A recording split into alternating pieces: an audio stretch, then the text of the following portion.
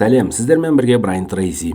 Бүгін мен сіздермен командаңызды қалай жігерлендіруге болатын жайында бірнеше тәсілдермен бөліскім келеді. Егер сіз бірнеше қызметкерлерден тұратын топты немесе бір-екі адамды ғана басқарып отырсаңыз, команданың жұмысты бар ынтасымен істеуіне талап ету қаншалықты қиын екенін білесіз. Көшбасшы ретінде сіздің міндетіңіз командаңызды қойылған міндеттерді орындауға ынталандырып отыру. Бұл үйренуге болатын және өте пайдалы дағды. Бақытымызға орай сізді өте қысқа мерзімде мықты мотивация берушіге айналдыруға көптеген тиімді әдістер бар. Себебі барлық ұлы көшбасшылар керемет мотивация бере алған.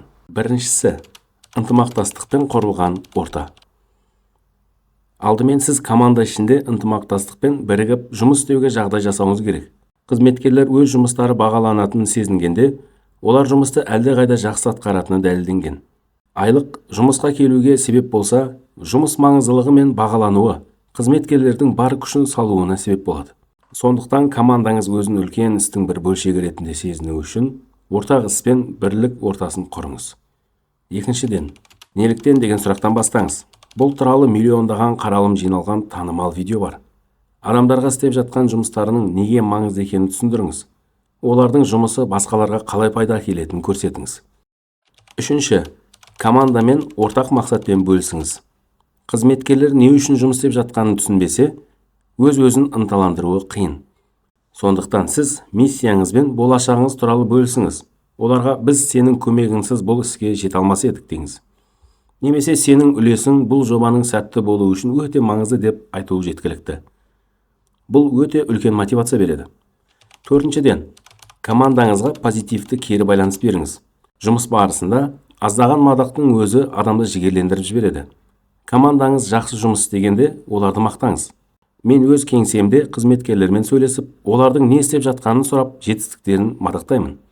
Бұл гүлге су құюмен тең. Адамдардың көңіл күйі көтеріледі, мотивациясы артады. Бірақ мақтауыңыз шынайы және нақты болу керек.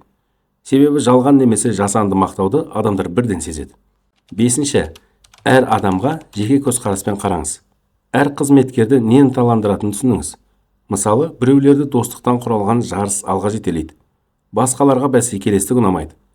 Кейбіреулер топпен бірге жұмыс істегенді қаласа, басқалар жеке жұмыс істегенде тиімдірек болады. Жалпы мотивациялық тәсілдерді бүкіл командаға бірдей қолданғаннан гөрі, әркімге жеке амал қолданған дұрыс. Алтыншы, үлгі болыңыз. Нағыз көшбасшы ісімен үлгі болатын адам.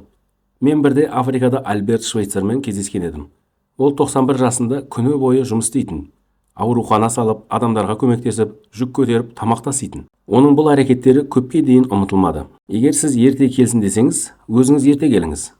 Егер тапсырманы соңына дейін орындасын десеңіз, өзіңіз де солай жасаңыз. Тек бұйрық беріп отыру ешкімді ынталандырмайды. Үлгі көрсетіңіз, сонда олар сіздің ізіңізбен ереді. Өзіңізге сұрақ қойыңыз. Егер менің компаниямда бәрі мен сияқты болса, ол қандай болар еді?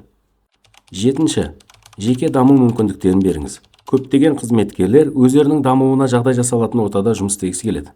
Олар жай ғана машинаның бір бөлшегі болғысы келмейді. Ең мықты мотивация өсу мен даму сезімі. Егер қызметкер өз жұмысы арқылы кәсіби тұрғыда өсіп келе жатқанын сезсе, ол бар күшін салады. Сондықтан оқуға, дамуға, мансаптық өсуге мүмкіндік беріңіз. Бұл айлықтан да артық мотивация. Енді ойланыңыз. Бүгін қандай бір әрекет арқылы командаңызды ынталандыра аласыз?